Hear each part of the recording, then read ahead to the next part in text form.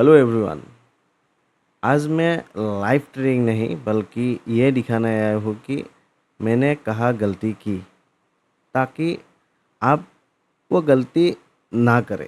ठीक है। तो ये आप देख पा रहे होंगे, जो जो मुझे मेरे लाइव स्ट्रीम में रोज़ ज्वाइन करते हैं, तो उन लोगों को मालूम होगा कि मैंने कल लाइव स्ट्रीमिंग में ये 2 ट्रेड किया था। उसके बाद मैंने ये अपना दिमाग लगाया, मतलब कल मेरा फुल्ली लॉस डे था। मतलब ये हफ्ता ही मेरा अलग गया है, बहुत ख़राब दिन चल रहा है मतलब क्या ही बोलूँ। तो मैंने यहाँ पे अपना वाइसनेस रखा था कि ये बाइंग से जाने वाला है। उसके बाद मैंने लाइव ट्रेडिंग में लास्ट ट्रेड मेरा बीटीसी में यहाँ पे कहीं पे था। बीटीसी पे मेरा लास्ट ट्रेड बीटीसी पे मेरा लास्ट ट्रेड कौन सा था? शॉर्ट साइड का था, तो पता नहीं यहाँ पे कहीं पे था। और मैंने बोला कि यहाँ से रिवर्स हो सकता है, तो इस जोन में मुझे अच्छा खासा एसएल मिला है कल। तो गलती तो होता है, ठीक है। और मैं आपको दिखाना चाहता हूँ कि मैंने क्या किया इस हफ्ते। तो इस महीने का पहला हफ्ता अगर आप देखोगे, तो पहले दिन 1 तारीख को 27, 23 ये अच्छा सा लॉस था। मतलब पहला हफ्ता मेरा काफ़ी अच्छा गया अगर आप देखोगे तो 101। तो इस हफ्ते के बाद मेरा अकाउंट में अच्छा खासा यहाँ पे प्रॉफिट ऑलमोस्ट 150 यूएसडी के आसपास मंथली पीएनएल में यहाँ पे पहले ही महीने में मेरा जुड़ गया था। ठीक है। और वो जो 150 मेरा यहाँ पे जुड़ गया था, वो पिछले महीने का टोटल प्रॉफिट से भी ज़्यादा था। उससे पहले भी मेरा ये था। तो ये अप्रैल के था 78, मई में मैंने 146, और जून में मैंने पहले ही हफ्ते में मतलब 150 के ऊपर ही यहाँ पे प्रॉफिट कर लिया था। अगर आप इसको प्लस माइनस करके देखोगे तो निकलेगा, आप देख पाओगे मतलब कितना प्रॉफिट किया था पहले ही हफ्ते में। उसके बाद कॉन्फिडेंस थोड़ा ओवर हो गया, और पिछले उसके जो नेक्स्ट हफ्ता आया वहाँ पे मैंने थोड़ा मतलब ट्रेड को ज़्यादा होल्ड करना शुरू कर दिया। तो ये उसके बाद का हफ्ता बहुत ही ख़राब गया। तो उसके बाद पिछला हफ्ता मतलब ये कल ख़त्म हुआ, तो ये भी बहुत बहुत ज़्यादा ही ख़राब गया है। ठीक है। तो एक अच्छा खासा प्रॉफिटेबल मंथ मुझे क्लोज करना था यहाँ पे। और अभी भी एक हफ्ता है, तो ये हो सकता है कि मैं प्रॉफिट में ही क्लोज करूँ, बट ये अच्छा खासा प्रॉफिट यहाँ पे मेरा दिखा रहा था, और ये जाके अभी लॉस में तब्दील हो गया है। कारण अलग नहीं है। कारण 3-4 ही कारण है।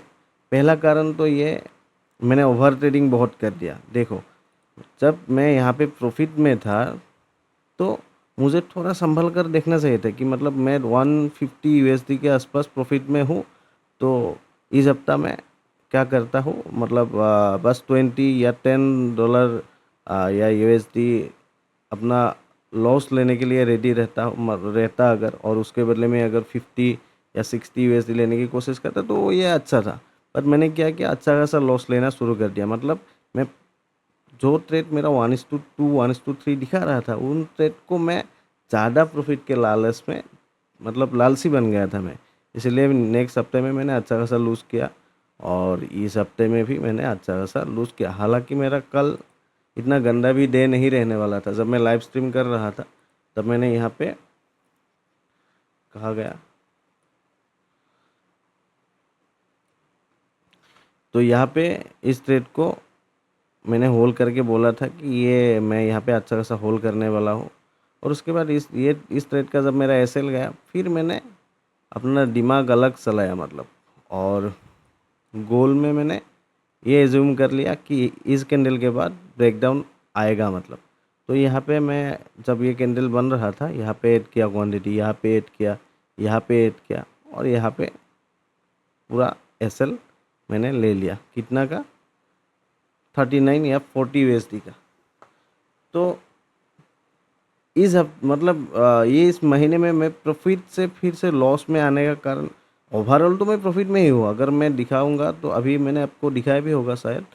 तो ये था आपका मंथली पीएनएल मई का, और ये था आपका अप्रैल का। तो हालांकि ये आपको ओवरऑल लॉस में दिख रहा होगा, बट 2 महीना प्रॉफिट करना भी प्रॉफिटेबल रहना भी कुछ अलग ही रहता है, ठीक है।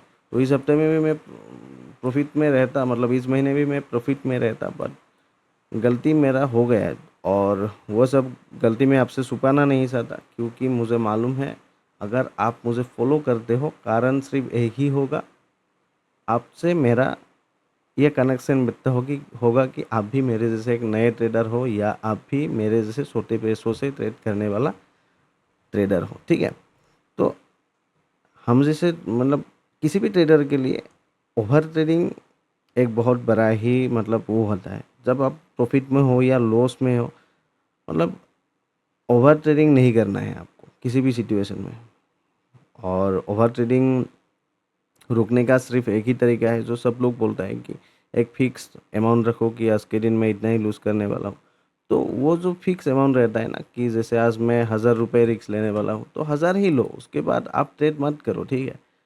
तो मेरा वो गलती हो गया है और मैं इसे सुधारने की कोशिश करूँगा। पहला तो जो मेरा मतलब लॉस लगने का इस महीने में पहला कारण है मेरा ओवर ट्रेडिंग। दूसरा जो कारण है वो है मेरा आ, मतलब फिक्स आरआर मेरा नहीं है, मतलब फिक्स रिस्क टू रिवॉर्ड मैं फॉलो नहीं करता। जैसे कि अगर मैं मुझे यहाँ पे लगता कि यहाँ पे बाइंग साइड ये ट्रेड बनने वाला है और मैं इसे यहाँ तक, अगर देखोगे अगर ये कैंडल नहीं बना होता तो यहाँ पे आप बोल सकते हो कि यहाँ तक ये आ सकता है, ठीक है, इस जोन तक ये आ सकता है। तो मुझे अपना टारगेट यहाँ पर लगाना होता, मतलब मैं यहाँ पे टारगेट लगा रहता, बट पहले हफ्ते प्रॉफिट करने के बाद पता नहीं मेरा मतलब कुछ अलग ही हो गया और मैं अपना टारगेट कुछ इस तरीके से रखने लगा, ठीक है। और हालांकि ये ट्रेड चल गया, इसको ब्रेकआउट दे दिया है अच्छा खासा, बट कई बार ऐसा होता है कि ये ऐसा ना चल के ठीक यहाँ से ही रिवर्स होता है और फट से नीचे गिर जाता है। जैसे कि सेम ट्रेड अगर मेरा यहाँ पे रहता, ठीक है, और एसएल मेरा यहाँ पे कहीं पे रहता, ठीक है, ये देखो ऊपर आए बिना ही मेरा एसएल चला गया है। तो मतलब एक फिक्स रिस्क टू रिवॉर्ड अभी फॉलो करने की कोशिश करूँगा, जैसे कि 1:2 हो, 1:3 हो, वो मैं कल थोड़ा बैठूँगा, इसके ऊपर काम करूँगा। कल संडे भी है और ये वीडियो मैं संडे या कल को ही मतलब अपलोड करने वाला हूँ। तो आरआर के ऊपर भी मैं काम करूँगा और ओवर ट्रेडिंग, ये दो कारण हो गया इस महीने में, मतलब प्रॉफिट से लॉस में आने का कारण ये दो। उसके बाद बायसनेस, ठीक है, मेरा बायसनेस थोड़ा बढ़ गया कल के दिन। वैसे तो मैं फ्लेक्सिबल रहता हूँ मार्केट को लेकर, क्योंकि मुझे पता है एज ए स्केल पर आपको फ्लेक्सिबल रहना है। जैसे कि यहाँ पे अगर दिखेगा कि बाइंग आया है तो मैं यहाँ पे बाइंग साइड चला जाऊँगा, अगर यहाँ पे दिखा है ब्रेकडाउन आता है आया है तो मैं यहाँ पे सेल साइड चला जाऊँगा, ठीक है। तो इस तरीके से आपको फ्लेक्सिबल रहना है एज ए स्केल पर, क्योंकि आप थोड़ी देर के लिए एक ट्रेड में रहते हो और वहाँ पे आपको 1:2 1:3 की ही ज़रूरत है खाली। तो कल मैं यहाँ पे बायस हो गया, मुझे लगा कि इस कैंडल के बाद, क्योंकि हालांकि बहुत देर से इस जोन को मार्केट ने रेस्पेक्ट किया था, तो मुझे लगा कि इस कैंडल के बाद यहाँ पे एटलीस्ट यहाँ तक या यहाँ तक मार्केट एक बार आ सकता है नीचे की तरफ। तो यहाँ पे मैं थोड़ा ज़्यादा ही एग्रेसिव हो गया और इस कैंडल के बाद ये जब ग्रीन कैंडल बन रहा था, हर एक जगह पे मैंने यहाँ पे क्वांटिटी ऐड करना शुरू कर दिया। तो यहाँ पे मेरा अच्छा खासा एसएल चला गया। तो बायसनेस मैं नहीं रखूँगा, पहला। दूसरा, मैं फिक्स रिस्क टू रिवॉर्ड में थोड़ा कम करने वाला हूँ अभी, जैसे कि 1:3 1:2 ऐसे। और ओवर ट्रेडिंग मतलब एक फ़िक्स अमाउंट रखूँगा, उससे ज़्यादा लॉस नहीं लूँगा। और ये जो मैंने अभी बताया कि क्वांटिटी मैं यहाँ पे ऐड करता ही चला गया, करता ही चला गया, ये भी एक है जो कि है लूजिंग ट्रेड में मैं अपना क्वांटिटी ऐड करना बंद कर लूँगा। अगर ये नीचे आता, जैसे कि यहाँ पे अगर इसका फॉलो थ्रू कुछ इस तरीके से आ जाता नीचे की ओर, तो मैं यहाँ पे क्वांटिटी ऐड करूँगा, मतलब ये सही रहेगा। बट ये अपने रिवर्स डायरेक्शन में जा रहा है, अपना ट्रेड अलग ही मतलब रिवर्स एसएल लेने की तरफ जा रहा है, और वहाँ पे मैं अपना क्वांटिटी ऐड करता जा रहा हूँ, ये गलत है, मतलब ये भी छोड़ दूंगा। तो ये सार कारण है जिसके कारण मेरा इस हफ्ते या इस महीने में प्रॉफिट में था और फिर लॉस में आ गया हूँ। ठीक है, तो ये सब कंट्रोल करने की कोशिश करूँगा।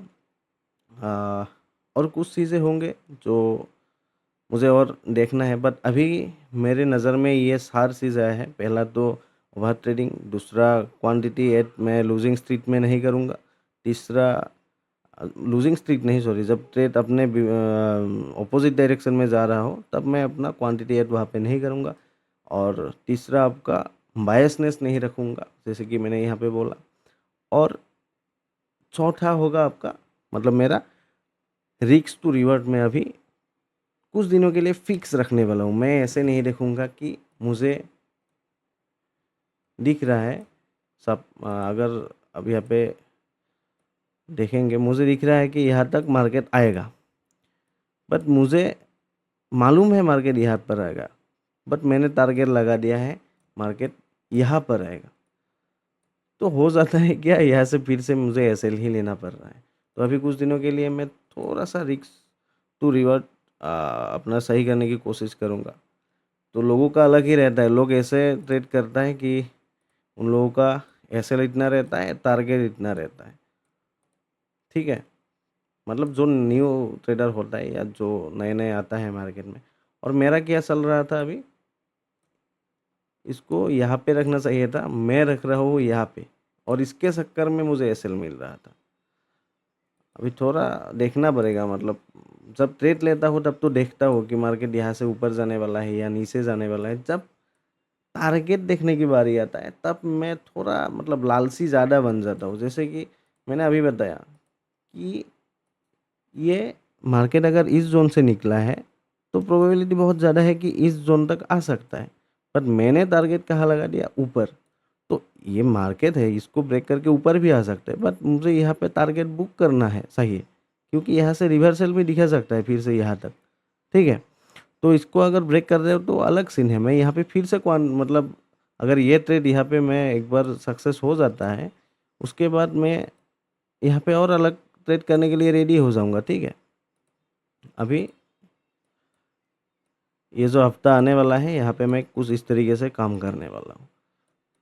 ठीक है, मतलब इस बस जस्ट सिनेरियो में आपको बता रहा हूँ। मैं एक ही ट्रेड को ऐसे नहीं देखूँगा, जब इसको एक बार आ जाता है उसके बाद मैं इसको ऐसे देखने वाला हूँ। ठीक है, मतलब सही है, तो फिर से मैं एंट्री ले लूँगा, बट जहाँ पे मुझे एज्यूम 1:2 1:3 ऐसे मिल जाता है वहाँ पे मैं अपना टीपी लेने वाला हूँ, मतलब अभी। तो यही सारा मिस्टेक्स था जिसके कारण मेरा ये पोर्टफोलियो अभी ग्रीन से फिर से रेड में आ गया है। तो यही था। तो अगर आप भी एक मेरे जैसे छोटे ट्रेडर हो, मैं छोटा ट्रेडर खुद को इसलिए बोलता हूँ क्योंकि हालांकि ये मैं प्रोप फॉर्म में ट्रेड कर रहा हूँ जो कि है द फंडेड रूम, और मैं खुद का भी ट्रेड मतलब अपने पैसों से अलग से भी ट्रेड करना शुरू किया हूँ, वो है अपना शार्क एक्सचेंज में। तो शार्क एक्सचेंज में अगर आप ट्रेड जब पंच करते हो, तब अगर आप लिमिट ऑर्डर पे पंच करते हो तब आपका ब्रोकरेज बहुत कम लगता है। और आ, दूसरे जो ऐप्स होता है, जो दूसरा प्लेटफॉर्म होता है, वहाँ पे थोड़ा मुझे वो ज़्यादा में दिख रहा था ब्रोकरेज, तो इसलिए मैंने शार्क एक्सचेंज चूज़ किया है। वहाँ पे अभी फ़िलहाल सही चल रहा है। तो शार्क एक्सचेंज का भी मैं अपडेट करूँगा धीरे से। तो अगर आप शार्क एक्सचेंज में ट्रेड करना चाहते हो तो आप डिस्क्रिप्शन में मैंने लिंक दिया है, तो वहाँ पे आप क्लिक करके शार्क एक्सचेंज में अपना अकाउंट ओपन कर सकते हो। जिससे आपको, अगर मेरे लिंक के थ्रू जाओगे तो वहाँ पे, मतलब लिंक के थ्रू जाओगे मेरे, तो आपको वहाँ पे थोड़ा 15 या 10 या कुछ इस तरीके से आप वहाँ पे जाकर देख सकते हो। कुछ दिनों के लिए ब्रोकरेज और थोड़ा कम लगने वाला है, और वहाँ पे 15 या 30 मिनट्स का स्कैल्पिंग ऑफर्स भी चल रहा होगा। तो आप खुद से अगर देखना चाहते हो तो देख सकते हो, कर सकते हो आप। तो FIO रजिस्टर्ड है, तो आप वो देख सकते हो। और ये फंडेड रूम जो है द फंडेड रूम, यहाँ पे अगर आप ट्रेडिंग सीखना चाहते हो तो अपने छोटे पैसों से यहाँ पे अकाउंट बाई करके आप ट्रेडिंग सीख सकते हो। और क्योंकि यहाँ पे आप मतलब यहाँ पे द फंडेड रूम हो या चाहे कोई सा भी प्रॉप फॉर्म हो, अगर प्रॉप फॉर्म में आप ट्रेडिंग करते हो तो वहाँ पे आपको रूल्स फॉलो करना ही है, ठीक है, नहीं तो आपका अकाउंट ब्रीच हो जाता है। तो इसलिए अगर आप इन फ्यूचर आने वाले दिनों में अगर आप अपने आप को एक डिसिप्लिन ट्रेडर बनाना चाहते हो, एक सक्सेसफुल ट्रेडर बनाना चाहते हो, तब आप ये फॉलो कर सकते हो। आप फंडेड रूम हो या कोई सा भी प्लेटफॉर्म में आप ट्रेडिंग शुरू कर सकते हो। तो अगर आप चाहते हो तो फंडेड रूम का भी लिंक मैंने अपने डिस्क्रिप्शन में दिया हुआ ही है। तो ठीक है, मिलते हैं मेरे आने वाले नेक्स्ट लाइव स्ट्रीम में या मेरे नेक्स्ट वीडियो में। तब तक के लिए मेरे चैनल को सब्सक्राइब कर दो और जुड़ जाओ मेरे इस जर्नी के साथ। थैंक